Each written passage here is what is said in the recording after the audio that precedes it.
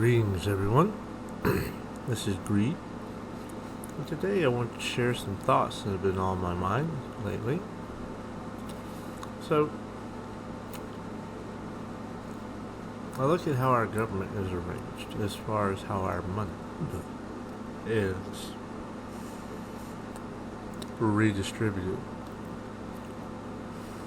And I think to myself, perhaps there is a system that actually makes sense. It's very possible that I do not have a firm grasp on what we're actually doing, but that's okay. The whole point of this is a thought exercise. Anyway, so what I was thinking is you have capitalism and communism. Now, the definitions I'm going with for the purposes of this discussion, capitalism is the means by which of making money. I am making as much money as possible, as efficiently as possible. That's not a great definition, but I think it'll work. And communism, what we're going to go with, is the communal redistribution of wealth, goods, and services. Okay? So, capitalism. Everyone will be allowed to make as much money as they want, legally. Okay? You can own as much stock as you want. You can sublease as many apartments as you want. You can own as many apartment buildings as you want. You can own as many businesses as you want. You can make as much money as you want. You can have as many vehicles as you want. You can have as many houses as you want. You can have as much stuff as you want. However, you will be taxed for your income bracket with certain stipulations. Okay? Those stipulations being your expenses. I don't want to get too far into tax law. I'm just doing the broad strokes. Okay. And now for the communal redistribution of wealth. What does your tax percentage give you as a citizen? Well, it is funny you should ask. Of course, it's going to go to roads, but also, I think a good portion of it should go back into education. Of course, we want better schools. However, I think there are some big ticket items that should be taken care of by this. So, what are those big ticket education items? Well, first off, I think all business management and accounting classes, entry level, should be free. I honestly think everyone should take driver's training, actual driver's training, but driving courses, entry-level driving courses should be free. If you're assigning on to a trucking company or transport company as a driver, your driver's training should be free. If you're going into the medical field, your basic medical training or education should be free. If you are wanting any degree to do with agriculture or forestry, it should be free.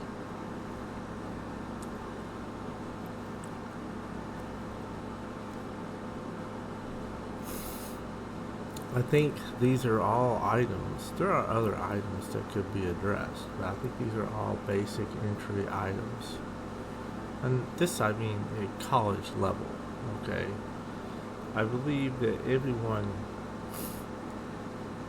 kindergarten through 12th grade, I think that should be free for everybody. Or at least have the possibility of it being free. So if you're going to go to a public school, it should be free. And I mean free. Free books, free lunch, free.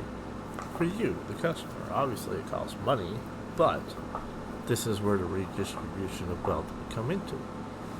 Okay? You legally make as much money as you want to, and you pay a percent of that money out. Now,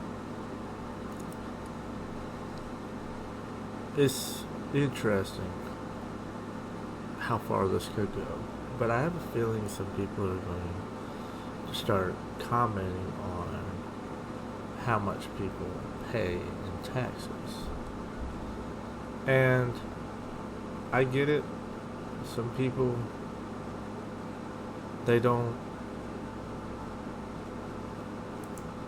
understand how taxes work. Well, I'm going to use an example. Let's say somebody made $2 billion in gross annual income. And let's say they got taxed 40%. That's $800,000. Now let's say for some strange reason they have a secretary who makes $50,000 and they got taxed 40%. You might have noticed there might be a difference in those two numbers. Even if you're being taxed the same percentage, the person who makes less money a year does not get taxed more than the person who makes more money in a year. In fact,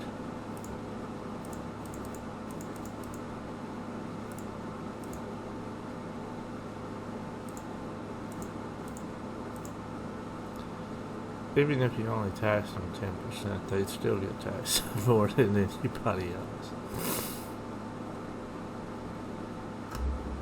And so we can hit the big guys. Point one is 10%, by the way. So, I don't know if any of the general populace is paying $200 million in taxes a year, but this is just a general idea of how taxes work.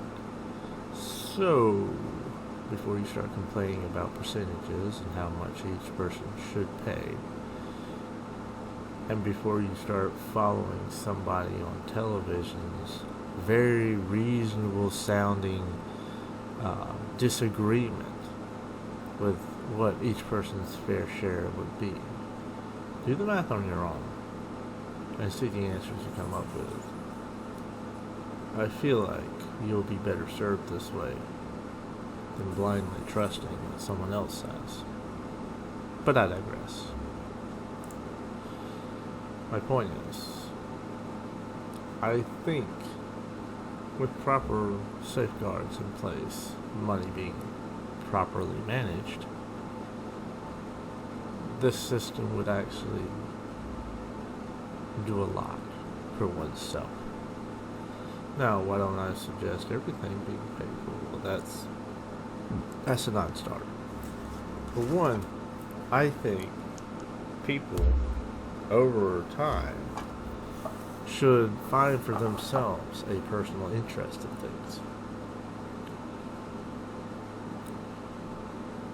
That is what will allow you to continue these educational systems. Let's face it, especially if we look at, medical training, medical education over time. This is very difficult. It's extremely difficult. There's a lot of stuff to know. And if you want to get a doctorate, you're going to be in school for a long damn time. Alright? I'm not sure it's in anybody's best interest to pay up front for that. Alright? And then you go and try and take it, and then you fail. Simply because you lose interest. It's already difficult. There is a dropout rate. It's pretty bad. But that's my point. That should be personal interest only.